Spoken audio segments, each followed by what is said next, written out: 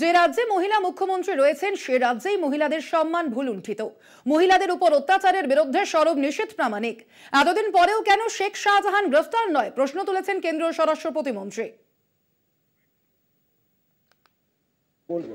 দেখুন, সন্দেশখালীতে যা হচ্ছে এটা অত্যন্ত বলবো যে দুঃখজনক ঘটনা, যে একজন মহিলা মুখ্যমন্ত্রী এই রাজ্যে রয়েছে অথচ মহিলাদের সম্মান ভুলুণ্ঠিত হচ্ছে। রাতের অন্ধকারে মহিলাদের উপরে যে অত্যাচার হচ্ছে, যে অশালীল আচরণ হচ্ছে, পশ্চিমবাংলায় এটা মেনে নেওয়া যায় না। এখনো পর্যন্ত মুখ্যমন্ত্রী কেন চুপ করে রয়েছে, এটাই কিন্তু আজকে প্রশ্নের বিষয়। এখনো পর্যন্ত শেখ শাহজাহান ধরা পড়েনি।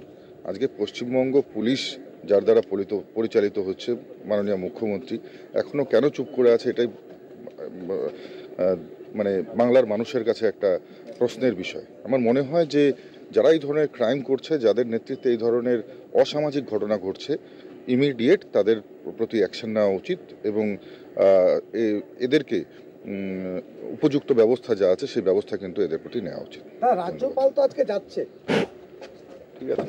আর সিএটা নিয়ে হ্যাঁ।